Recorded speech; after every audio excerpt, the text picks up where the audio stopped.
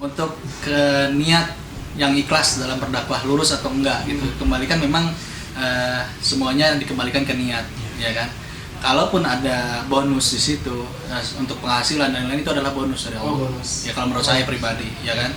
Dan kemudian yang kedua, dakwah itu butuh pembiayaan dalam berdakwah, apalagi di zaman seperti sekarang, betul nggak? Nah, kalau di YouTube kita ingin terus berdakwah, betul.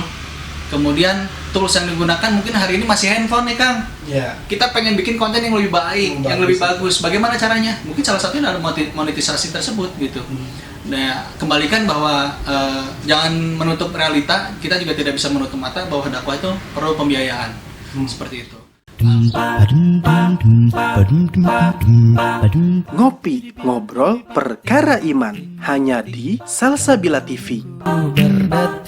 Assalamualaikum warahmatullahi wabarakatuh. Waalaikumsalam. Alhamdulillah, kali ini konten pertama saya, konten ngobrol perkara iman lah ya, dengan narasumber yang insya Allah kredibel.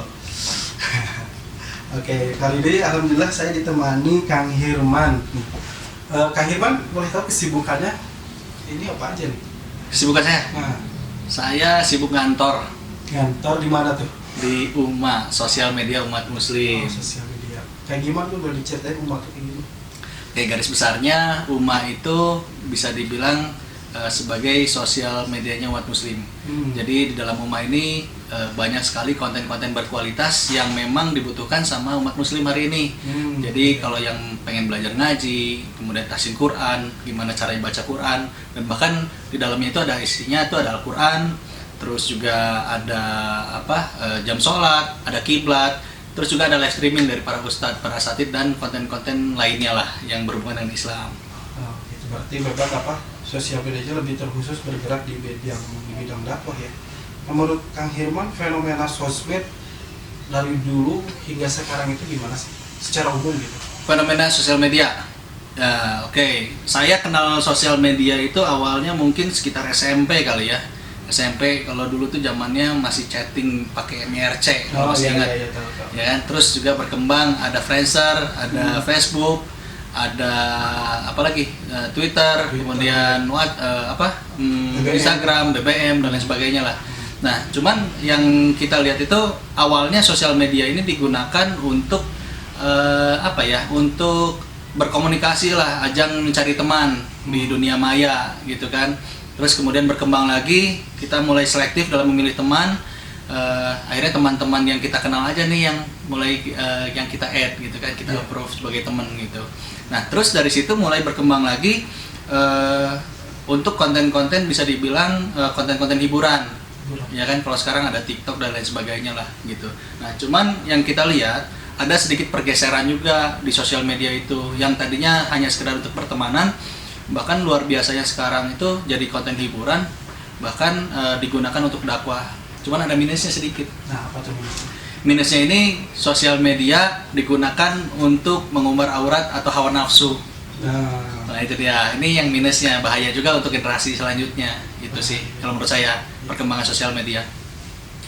Terus pergerakan atau tantangan dakwah di sosial media itu seperti apa sih? Dakwah di sosial media. Oke, ya seperti saya sampaikan tadi, hari ini sosial media itu bukan cuman dipakai untuk ajang pertemanan, tapi juga banyak konten-konten di luaran sana yang memang absurd lah ya kalau menurut saya. Jadi lebih mengumbar aurat, mengumbar nafsu gitu. Nah, itu tantangan terbesar kita. Apakah beberapa platform bisa digunakan untuk berdakwah? Ya, betul. Tapi ketika kita salah tempat, yang memang bisa dibilang memang tempatnya tersebut atau platform tersebut mayoritas adalah konten-konten negatif. Ketika kita masuk di sana, khawatir orang yang masuk gitu ya, betul, orang yang masuk melihat konten kita akhirnya terjerumus kepada konten-konten negatif. Itu sebetulnya. Maka dari itu kita harus tepat sasaran bagaimana menggunakan sosial media, karena sebetulnya sosial media itu kan sudah jadi kebutuhan buat kita saat ini gitu. Tidak bisa kita nafikan tentunya. Nah, ketika kita bisa memilih atau menggunakan sosial media dengan tepat, insya Allah itu menjadi ladang dakwah juga. Misalkan kayak teman-teman hari ini banyak sekali yang menggunakan Instagram untuk media dakwah. Itu kan sangat luar biasa. Salah satu penggerak gelombang hijrah di Indonesia saat ini adalah sosial media, gitu, tidak bisa kita pungkiri. Bahkan awalnya mungkin kita lihat flashback sedikit ke belakang, banyak sekali dai-dai, para penceramah yang memang menggunakan YouTube untuk dakwah juga gitu. Mungkin kalau kita lihat kan kayak di Inggris ya, di London itu kan banyak sekali dakwah on the street. Itu salah satunya menginspirasi saya waktu itu, bahwa ternyata dakwah ini bisa kita angkat sebagai sebuah konten sehingga bisa menjadi inspirasi buat umat muslim lainnya, bahkan yang hari ini masih belum memeluk Islam, mereka melihat konten-konten itu dan akhirnya bisa convert ke Islam. Bagaimana kita menggunakan sosial media aja sih. Terus strategi apa sih yang dilakukan oleh Kang Hirman agar bisa menarik kaum muslim yang milenial gitu, yang awam terhadap Islam itu sendiri gitu, agar ketika orang asing atau orang yang awam dengan agama Islam tuh menjadi menarik nih, atau kita nyaman gitu melihat postingan-postingan itu gimana? Oke, ya sebetulnya kembali lagi ya, untuk masalah hidayah kan kita kembalikan ke Allah. Betul, dan bagaimana orang tersebut atau ya insan tersebut menangkap hidayah yang diberikan oleh Allah gitu kan. Nah, cuman perlu juga kita memberikan atau menyajikan konten-konten yang berkualitas tentunya gitu. Balik lagi untuk usia milenial, pasti mereka akan tertarik dengan hal-hal yang sehari-hari mereka lakukan tapi dikemas dengan muatan dakwah.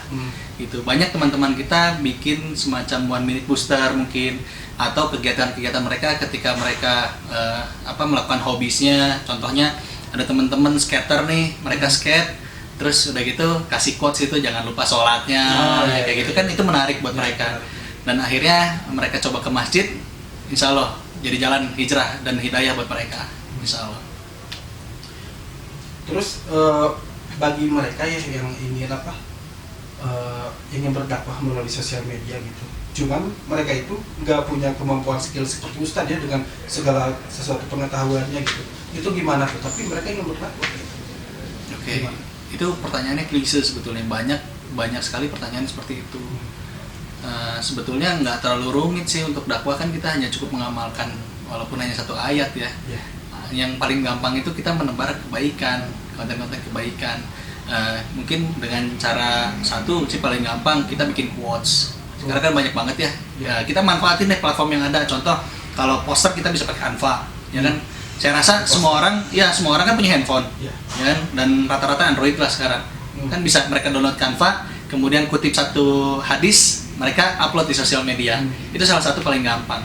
Terus yang kedua, kita ajak nih ustadz gitu kan. Kita misalnya punya kenalan ustadz, kita bantu mereka, kita bikinkan videonya, kita bikinkan posternya ya, untuk kajian, misalkan kajian online hari ini lagi banyak nih dengan kondisi COVID-19 pandemi ini kan. Kita bantu mereka, para asatid gitu, untuk menyebar syiar Islam. Sebetulnya sesimpel itu nggak terlalu ribet lah. Jadi kita bisa bantu apa yang kita punya, kita bantu para asatid. Insya Allah apa yang disampaikan asatid, pahalanya kita dapat juga. Gitu. Terus nih,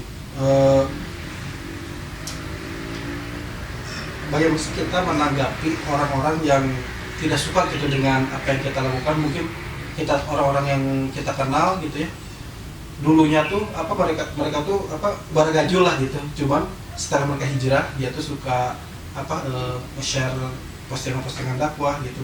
Pasti ada di antara mereka tuh yang nyinyir gitu, yang jangan so suci lah, jangan bawa-bawa agama gitu.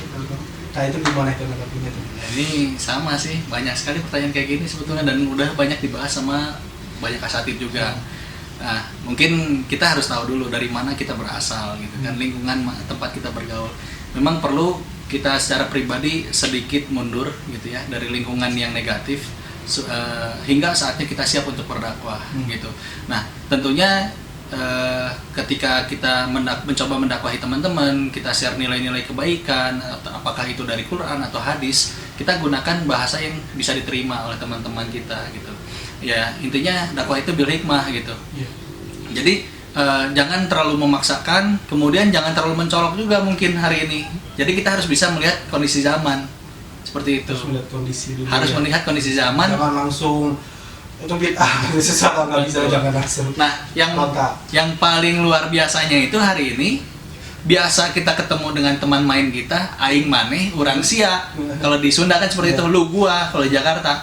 Tapi besoknya ketemu temen anak antum, kira-kira temen ente takut nggak, kaget nggak, ya kan? Oh, seperti itu. Gunakan bahasa sehari-hari, Iya. gitu. Dan jangan terlalu menggurui. Begitu sih. Ya, terakhir nih,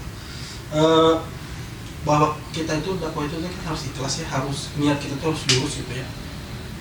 Kita harus bisa meluruskan niat dalam dakwah itu, khususnya di sosmed gitu, mau di YouTube atau di apapun itu.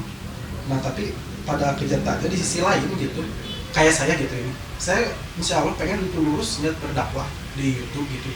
Cuma di sisi lain saya itu mengharapkan ada nilai rupiahnya gitu.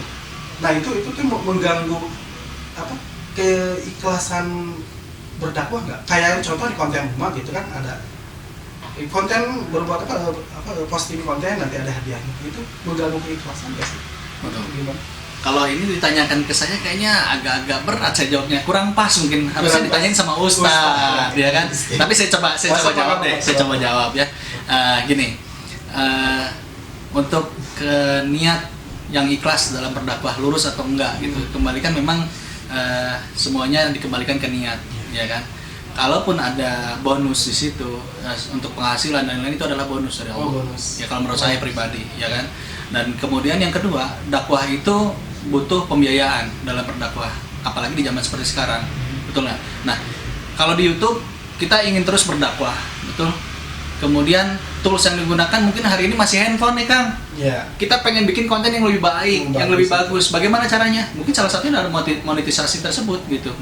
Nah, kembalikan bahwa jangan menutup realita. Kita juga tidak bisa menutup mata bahwa dakwah itu perlu pembiayaan, seperti itu. Apakah nanti itu akan masuk kantong pribadi atau lain sebagainya? Ya itu dikembalikan ke masing-masing pribadinya gitu. Jadi intinya ketika kita mendapatkan suatu penghasilan itu untuk menambah kualitas kita berdakwah intinya gitu. Oh, itu sangat bagus kalau seperti itu.